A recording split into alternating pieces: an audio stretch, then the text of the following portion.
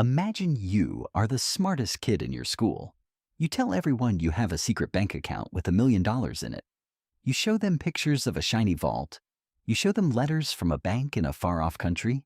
And you even buy everyone pizza to prove you're rich. For years, everyone believes you. Teachers treat you like a genius.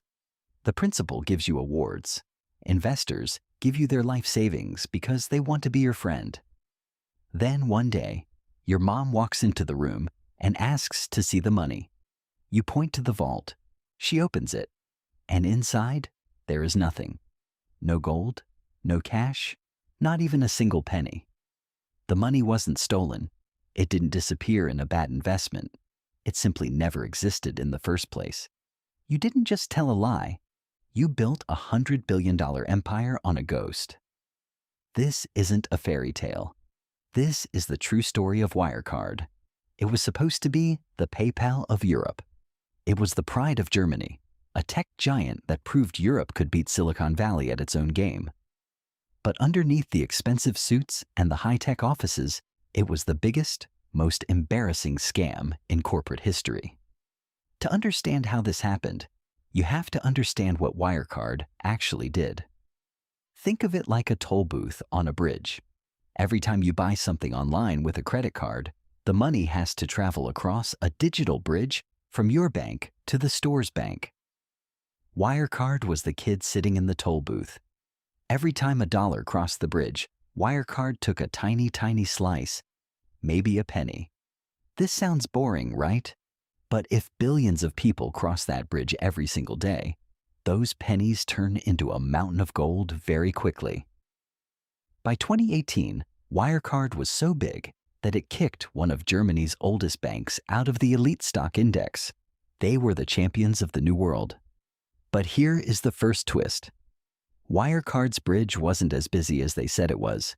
In fact, most of the travelers crossing their bridge weren't real people buying real things. See, the problem with being a toll booth is that it's a very crowded business. Companies like PayPal and Stripe were already there, and they were much better at it. Wirecard wanted to grow faster than everyone else, so they started doing business with the dark corners of the internet. We're talking about gambling websites, adult entertainment, and things that most banks are too scared to touch. Because these businesses are risky, Wirecard charged them even higher tolls. But even that wasn't enough. To keep the stock market happy, they needed to show they were growing every single month. So, they came up with a trick called third-party acquiring.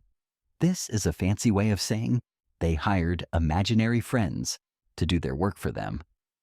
Imagine you have a lemonade stand. You tell your parents you sold 1,000 cups today. They ask how. You say, well, my friend Billy in the next town over sold them for me, and he's holding the money in his piggy bank. Your parents believe you because Billy sends a letter saying, yes, I have the money. Wirecard claimed they had these Billys all over the world, in Dubai, in Singapore, in the Philippines. These partners were supposedly processing billions of dollars for Wirecard. On paper, Wirecard was making a fortune, but in reality, these partners were often just tiny offices in the middle of nowhere, or sometimes they didn't exist at all. This brings us to the second twist. People started noticing that the math didn't make sense. A group of journalists at the Financial Times began to look at Wirecard's Billies. They flew to the addresses listed in the reports. Instead of finding massive high-tech hubs processing millions of transactions, they found a small travel agency in a dusty suburb and a retired couple's house. When they asked to see the money, the Billies looked confused. But instead of being scared, Wirecard fought back like a cornered animal. They didn't just deny the stories. They tried to destroy the people telling them. They hired private spies to follow the journalists. They used hackers to break into their emails. They even convinced the German government to investigate the journalists for lying about the company. For a while it worked. Wirecard's stock kept going up, and the people trying to tell the truth were treated like criminals. Why did everyone believe Wirecard? Because of the auditors. Think of an auditor like a teacher who checks your homework. Every year, a giant firm called EY looked at Wirecard's books and said, "Everything looks great." They saw the letters from the Billies saying they had the money, and they just checked the box. They never actually called the bank. They never actually checked the vault. They just trusted the paper. But the paper was a lie. This leads us to the third twist, the man behind the magic. While the CEO, Marcus Braun, was the public face, a man who always wore black turtlenecks and tried to look like Steve Jobs, the real architect of the chaos was a man named Jan Marsalek. If this were a movie, Jan would be the ultimate villain.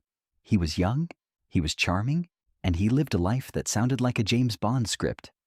He reportedly had ties to intelligence agencies, he traveled to war zones in Libya, and he loved to brag about his connections to the Russian government. Jan was the one in charge of the Billies. He was the one who made sure the letters arrived at the auditor's office. He was the one who kept the ghost alive. And as the questions got louder, John decided he needed to produce a grand finale to prove everyone wrong. He told the world, "Fine, you don't believe my partners? Well, we've moved all the money. We now have $2 billion sitting in two very big, very safe banks in the Philippines. Here are the bank statements. Now, leave us alone. $2 billion. That's enough money to buy 25 private jets." It was the proof everyone needed. The stock price stabilized. The critics were silenced. But then a new set of teachers came to check the homework. In 2020, under massive pressure, EY, the auditors, finally did what they should have done 10 years earlier. They sent a request to the banks in the Philippines. They said, "Hey, we just want to double check that you're holding $2 billion for a company called Wirecard." The banks wrote back. Their answer was short, cold, and devastating. "We have no record of this company. We have no record of this money. These bank statements you're showing us, they're fakes, and not even good ones." This was the fourth twist. The money didn't exist, and it never had. When the news broke, the entire house of cards imploded in 24 hours. The CEO, Marcus Braun, resigned and was soon arrested. He claimed he was a victim of a sophisticated fraud inside his own company, but no one was buying it. Wirecard, the pride of Europe, declared bankruptcy. Billions of dollars of investors' money vanished into thin air. But where was Jan Marsalek? As the police were closing in, Jan didn't go to his office. He went to a private airport. He told his friends he was going to the Philippines to find the missing money and clear his name. He even paid people to record fake arrivals at the Philippine airport to trick the police into thinking he was there. But Jan wasn't in Asia. He had vanished. It was the ultimate disappearing act. While the world was looking for him in the jungle, he had flown to Belarus and then, reportedly, to a secret location in Russia under the protection of their intelligence services. To this day, Jan Marsalek is one of the most wanted men on the planet. He is the ghost who left behind a $2 billion hole. But the story doesn't end with a fugitive. This brings us to the fifth twist, the spy game. As investigators started digging into Jan's life, they realized Wirecard wasn't just a fake payment company. It was something much more dangerous. There is evidence that Jan was using Wirecard's massive digital network to move money for spies, to track people's movements, and to help certain governments bypass international rules. The PayPal of Europe might have actually been a front for a massive intelligence operation. The toll booth wasn't just taking pennies. It was watching who was crossing the bridge, where they were going, and what they were carrying in their trunks. Why does this matter to you? Because it proves that in the world of high finance, big numbers can be just as imaginary as a child's imaginary friend. We like to think that there are grown-ups in the room, regulators, auditors, government officials who are making sure everything is real. But Wirecard proved that if you are loud enough, if you are fast enough, and if you wear the right turtleneck, you can trick the entire world. Wirecard was a mirror of our obsession with tech growth. We wanted so badly for a European company to be a unicorn, a billion-dollar success story, that we ignored every red flag. We saw the dust on the coffee machine and the empty desks, but we chose to see a digital revolution instead. The bill for that pizza John Marsalek bought everyone? It was paid for with stolen dreams. Today, the empty offices of Wirecard stand as a monument to greed and silence. The $2 billion is still missing because you can't find something that was never there. John Marsalek is likely sitting in a dacha in Russia, watching the news and laughing at how easy it was to sell the world a bridge that didn't exist. The lesson of Wirecard is simple. If a company tells you they found a way to turn nothing into billions, and they refuse to let you look inside the vault, it's probably because they haven't found a magic money machine. They've just found a better way to lie. The next time you hear about a revolutionary new company that is growing at impossible speeds, remember the billies in the Philippines. Remember the fake bank statements.